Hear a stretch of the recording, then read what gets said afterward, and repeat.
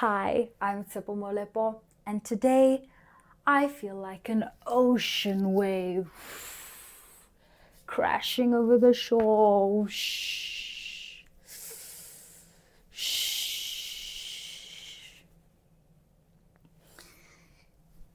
It was my baby cousin's birthday a few weeks ago, but she had her birthday party yesterday. And I decided to sleep over, even though I had packed no toiletries whatsoever, so I technically haven't showered yet. We slept at 6 a.m. this morning, just talking and catching up because we never see each other. And the moments before I had to go, I remember telling my mum and I was like, the way I'm so sad to leave, I want to throw a tantrum right now, flip tables, break dishes, because I'm just filled with so much love and gratitude for everybody and the time we had together that I'm so upset it's come to an end. And moments before leaving the car to enter this building, I was telling my mom, I am filled with so much love, I could cry. And that's why I feel like an ocean wave, so much emotion that builds up and is so tight and it looks so overwhelming, and then it crashes and it settles. And all I'm left with is gratitude that I had the time with them to begin with. And the waves will build up again, and there'll be another moment of calm and gratitude and contentment. That's an example of what we did today.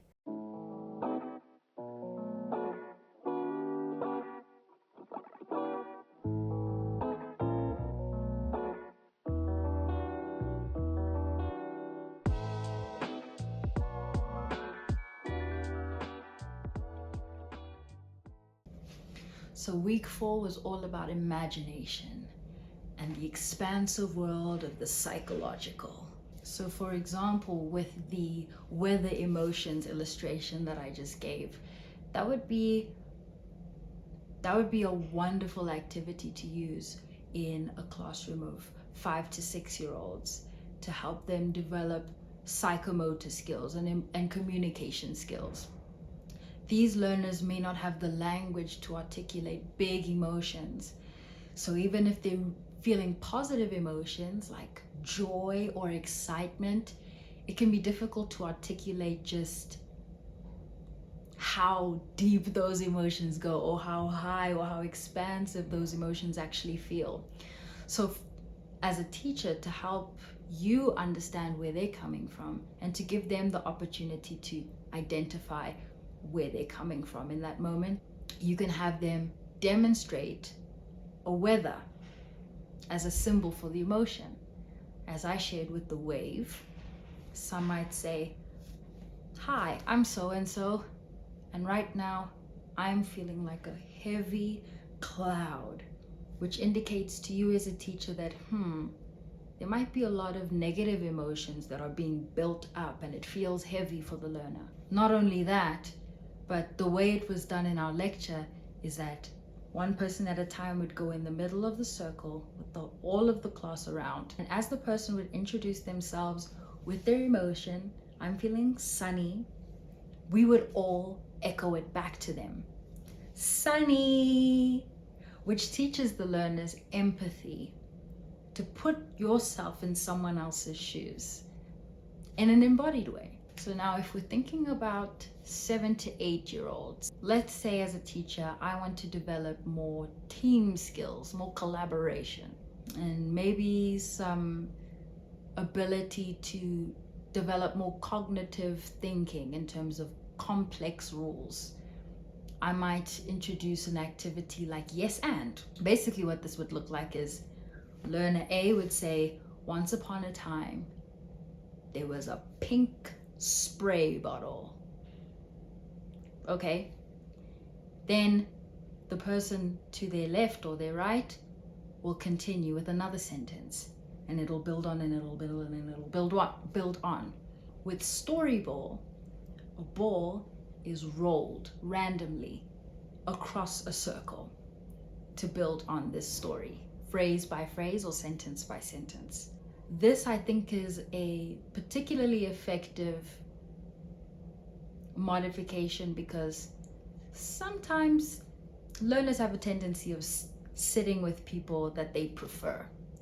So if the learners are forced to now extend their gaze and awareness across to a learner that they otherwise wouldn't have noticed, you're stimulating a greater sense of the class as a team, a greater unity among the class, which will change the culture of the class as well. In terms of ways to bridge the divide between imagination and real life, you can do something as simple as sikama oranges. So now, obviously, sikama oranges. I don't really remember how it goes, but essentially, you're having the learners pretend to be picking oranges. So you technically don't even need to be saying the chant. You could just be narrating, pick your orange. And I believe Dr. Lepere even had us pick a chewing gum off of the tree, put it in our mouths and chew it. Take another one, chew it. Doing this 6 times until you have a whole big clump of chewing gum in your mouth. So it's creating a better connection, neurologically speaking, between the imaginary and a tangible experience that they actually have embodied memory of. Second, I would say, is in the task we were given to story tell from our own imagination. The story had to have a problem, a solution, and a happy ending. And this, first of all, as the learners who are coming up with the story, helps them problem solve the narratives they're facing in their own lives. But also as an audience, let's say if they are adults putting on a play or a skit, for the learners to observe, oh, these are the ways that you can problem solve this particular issue of body shame, or fears, conquering fears, or what it looks like to achieve your dreams in the face of adversity or naysayers. So yeah, this was one of my favorite weeks, this block.